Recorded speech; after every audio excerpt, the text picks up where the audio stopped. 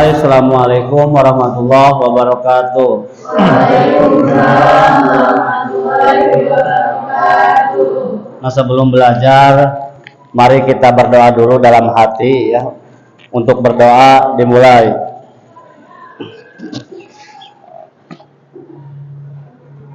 Doa selesai, beri salam.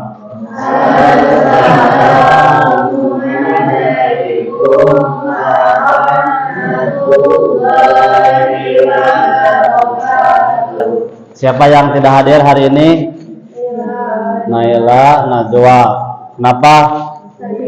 Sakit ya. Baik, jadi dua orang ya yang tidak hadir hari ini. Selanjutnya Bapak akan mengulas tentang materi sebelumnya, yaitu tentang Tuhan. Yang pertama siapa? Yang kedua? Yang ketiga? Yang keempat? Nah, apa saja tugas-tugas Abu Lapa Ur-Rasyidin ya dalam menjalankan pemerintahannya? Terus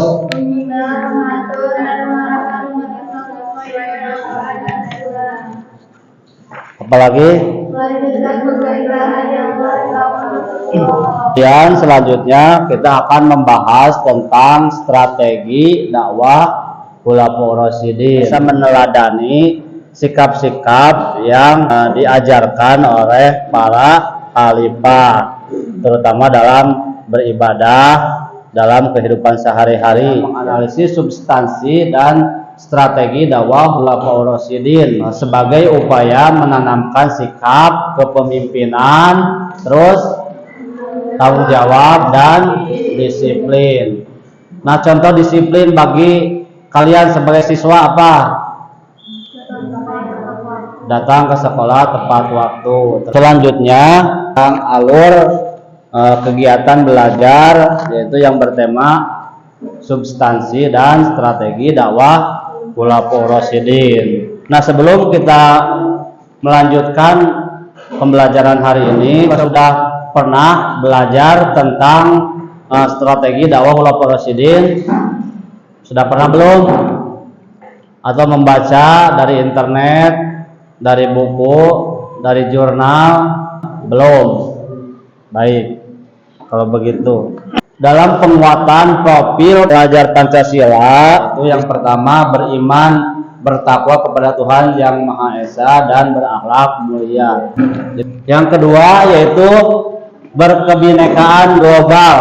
Kemudian profil pelajar rahmatan lil alamin, yaitu yang pertama berkeadaban, kedua yaitu keteladanan. Yang selanjutnya, nah di sini ada pertanyaan pemantik ya. Yang pertama yaitu apa yang melatar belakangi dilakukannya kuantifikasi Al-Quran. Kemudian yang kedua, apa yang dimaksud Futuhat Al-Islamiyah. Nah, di sini kita akan membahas tentang strategi dakwah Khulafaur Rasyidin. Nah, instruksi untuk kalian yaitu mengidentifikasi ya masalah yang terjadi pada masa pemerintahan Khulafaur Rasyidin, baik itu permasalahan ataupun peristiwa ya. Peristiwa apa saja yang terjadi pada masa pemerintahan, misalnya Abu Bakar, terus Umar bin Khattab, apa peristiwanya atau kebijakan apa yang membuat Islam semakin berkembang ya. Kemudian Utsman bin Affan, apa saja kebijakannya. Yang terakhir Ali bin Abi Thalib ya. Jadi kita mengidentifikasi masalah atau kebijakan apa saja yang terjadi pada masa pemerintahan Khulafaur Rasyidin ya. Kemudian Bapak akan menampilkan video peristiwa yang terjadi pada masa Khulafaur Rasyidin ya. Assalamualaikum sahabat Tujuh. Di video ini kita akan membahas perang Riddah atau perang melawan kemurtadan. Perang Riddah adalah serangkaian tantangan militer melawan pemberontakan beberapa suku Arab yang terjadi pasca wafatnya Rasulullah SAW. Peristiwa ini terjadi pada masa Khalifah Abu Bakar As-Siddiq yang berlangsung selama kurang lebih 1 tahun antara tahun 632 hingga 633 Masehi atau bertepatan 11 hingga 12 Hijriah. Gerakan murtad ini dipicu oleh banyak kabilah dan didukung oleh orang-orang munafik serta orang-orang kafir, bahkan disokong pula oleh Kekaisaran Persia dan Romawi.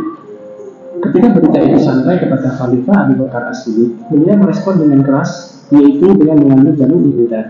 Abu Bakar sangat memahami hakikat pemberontakan tersebut, sehingga Abu Bakar yang terkenal lembut memandang penanganannya harus dengan tegas dan keras. Sempat terjadi perbedaan pendapat antara Umar bin Khattab dengan Khalifah Abu Bakar As-Siddiq dalam mengatasi gerakan murtad dari golongan kaum yang menolak membayar zakat. Umar mengusulkan agar mengampuni mereka yang enggan membayar zakat, sebab masih menjalankan kewajiban lain yaitu sholat. Namun, Khalifah Abu Bakar dengan tegas menyatakan bahwa siapa saja yang tidak mau membayar zakat sama dengan memutuskan Islam. Sebab zakat merupakan pilar penting dalam Islam beserta kabilahnya adalah mereka yang meyakini bahwa sebab langsung kepemimpinan Quraisy atas Jazirah Arab disebabkan kenabian Muhammad SAW. Sehingga mereka ingin nabi dari kalangan mereka bisa menguasai Arab dan menjadi raja. Hal ini tampak pada seruan Musailamah Al-Kadzab di tengah-tengah sukunya, yaitu Bani Hanifah. Kemudian Quraihah Al-Asadi dari Bani Asad, Aswad Al-Ansi di Yaman, dan Sajah bin Haris dari Bani Tamim. Kabilah-kabilah tersebut membela nabi-nabi mereka karena fanatisme buta terhadap kabilahnya. Adapun kelompok yang menolak membayar zakat adalah mereka yang pernah menunaikan zakat di masa Rasulullah, namun enggan membayar zakat di masa Khalifah Abu Bakar As-Siddiq. Mereka menganggap zakat hanya bagi Rasul saja dan menganggap membayar zakat sebagai upeti, sehingga tampak keterpaksaan dalam membayar zakat. Dan wafatnya Nabi merupakan momentum yang pas bagi mereka untuk tidak membayar zakat. Dengan demikian, gerakan murtad ini tidak dapat dihindarkan. Oleh karena itu, Khalifah Abu Bakar As-Siddiq mengambil jalan militer untuk memadamkan pemberontakan orang-orang yaitu Futuhat. Lalu dari mana jalan pertanyaan penjajahan? Futuhat bisa diartikan pembebasan atau pembukaan. Pembukaan maksudnya membuka akal manusia yang selama ini tertutup oleh kabut kekufuran. Sedangkan pembebasan maksudnya adalah membebaskan wilayah yang ditaklukkan dari penjajahan pihak lain. Jadi, realitasnya, Futuhat adalah ajakan untuk memeluk Islam dan menjadi bagian dari pelindungan Islam. Sedangkan penjajahan, tujuannya hanya satu, yaitu eksploitasi atas pihak yang dijajah. Jadi, motif dan tujuannya memang jelas berbeda. Motif dan tujuan yang berbeda tentu saja melahirkan cara yang berbeda pula.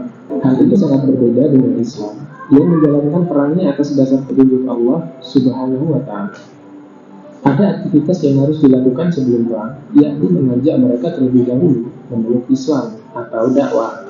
Kalau rakyat berburu tidak mau masuk Islam, mereka ditawari masuk dalam kekuasaan pemerintahan Islam seraya membayar jizyah, meskipun mereka tetap pada agama mereka.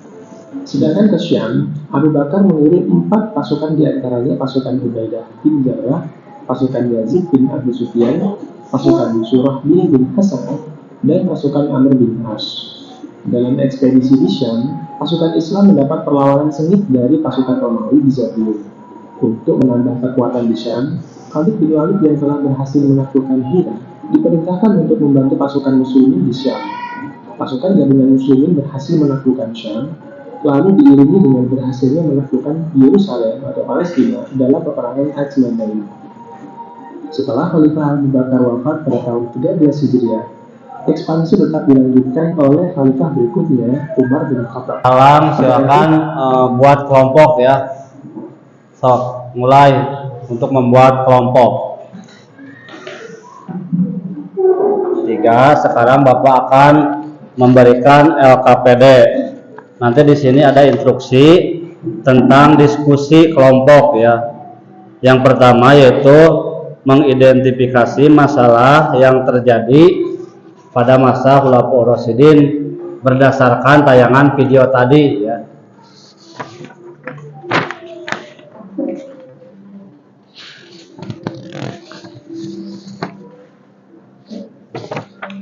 Silakan untuk dikerjakan diskusinya. Bapak kasih waktu 10 menit. Silakan.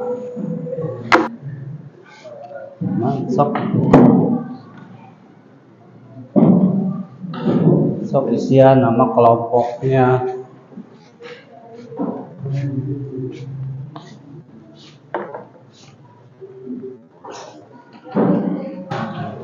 Sudah selesai diskusinya?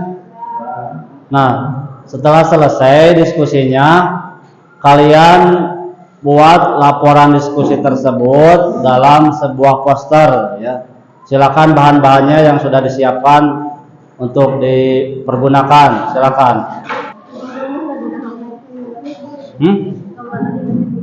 Masuk ambil dulu.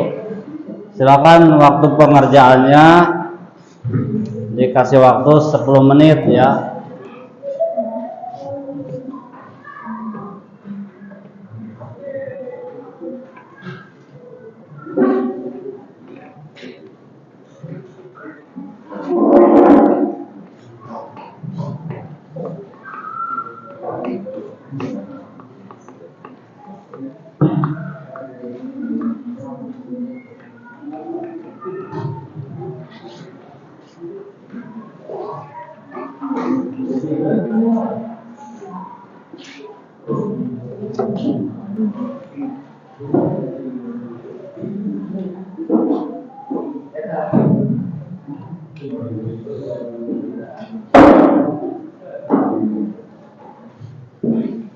Udah selesai membuat posternya.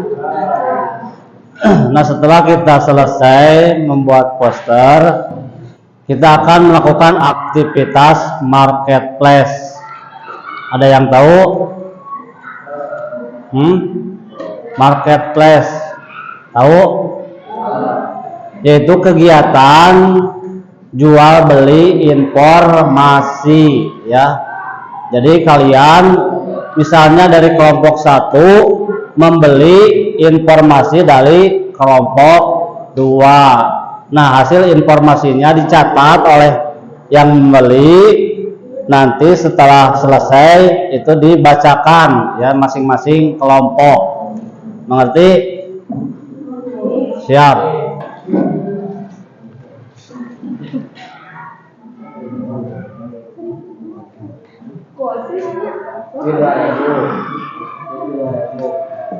Ayo harus setengah.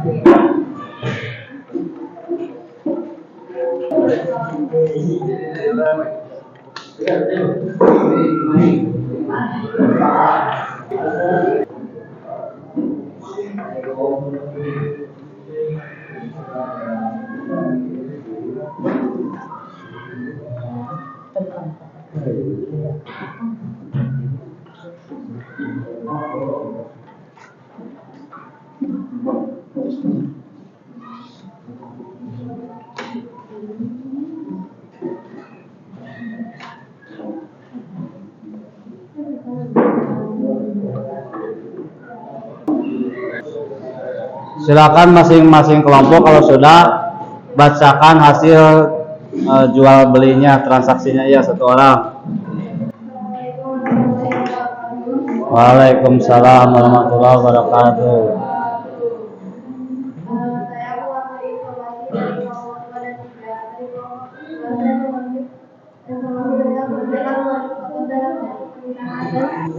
Dari informasi dari kelompok 3 yaitu tentang menyempurnakan mushaf Al-Quran pada masa pemerintahan Khalifah Utsman bin Affan, yaitu Islam semakin menyebar di sepanjang jazirah Arab. Penduduk di suatu daerah umumnya mengambil sekaligus menggunakan bacaan Al-Quran dan para sahabat dan kakak. Dari kelompok 1 seperti perluasan dakwah Islam, ada 3 hal yang menjadi pegangan, yaitu dianjurkan masuk Islam, boleh menolak masuk Islam, dan jika menghalangi dan menyerang, mereka akan diperangi. Kemudian perang Riddah, yaitu perang yang melawan kemurtadan. Saya mengambil dari kelompok 3, yaitu pembentukan angkatan laut. Khalifah Utsman bin Affan radhiyallahu anhu membentuk angkatan laut yang bertujuan untuk melindungi wilayah Afrika, Siprus hingga Konstantinopel yang banyak diliputi lautan. Hal itu atas usulan dari Muawiyah bin Abu Sufyan yang saat itu menjabat sebagai gubernur, dan Abu Bakar yang langsung dihadapkan pada gejolak yang diakibatkan oleh kabilah-kabilah di sekitar Madinah. Sekarang coba simpulkan dari hasil belajar kita. Coba siapa yang akan menyimpulkan? Silakan. Kebijakan dan strategi kepemimpinan Umar bin Khattab, diantaranya mendirikan Baitul Mal, melakukan perluasan wilayah dakwah Islam ke Suriah dan Persia, membentuk lembaga negara di bidang keamanan negara, dan menetapkan kalender Islam. Kebijakan dan strategi kepemimpinan Utsman bin Affan, diantaranya menyempurnakan kualifikasi mushaf Al-Quran, menyatukan perbedaan pelafalan Al-Quran, membentuk angkatan laut, dan memperluas wilayah dakwah Islam melalui jalur darat dan laut. Dan yang terakhir, kebijakan dan strategi kepemimpinan Ali bin Abi Thalib, diantaranya mengganti pejabat yang kurang kompeten, membenahi keuangan negara, memajukan bidang ilmu bahasa, dan memajukan bidang pembangunan. Tentang refleksi hari ini yaitu yang pertama, apa tujuan dilakukannya kualifikasi Al-Quran? Silakan yang mau menjawab. Bapak, Agar dapat dijadikan pedoman bagi umat Islam. pedoman bagi umat Islam. Kemudian selain itu, untuk menghindari karena banyak yang gugur pada saat perang Riddah, sehingga dilakukan pembukuan Al-Quran. Karena pada saat itu Al-Quran dihafal oleh para sahabat, bukan dicatat, sehingga banyak yang gugur pada perang Riddah. Nah, otomatis kebijakan Abu Bakar As-Siddiq melakukan kualifikasi Al-Quran supaya Al-Quran tetap bisa dibaca oleh umat Islam sampai kepada kita. Untuk selanjutnya, Bapak akan memberikan soal yang tes tulis akhir dari pelajaran strategi dakwah Al-Quran. Ini diisi oleh masing-masing.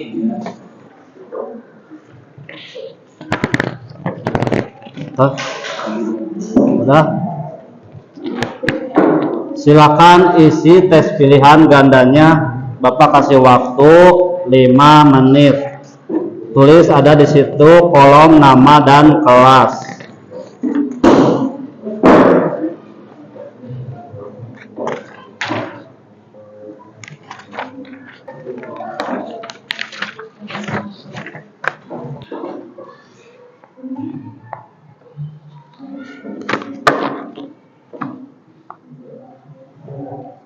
Sudah? Baik, silakan kalau sudah dikumpulkan ya. Nah, untuk selanjutnya Bapak meminta refleksi kepada kalian tentang pembelajaran yang sedang dilaksanakan hari ini. Apakah berhasil dalam pembelajarannya atau dalam perencanaan yang Bapak ajarkan? Kemudian apa saran dari kalian supaya pembelajaran yang kurangnya bisa ditingkatkan?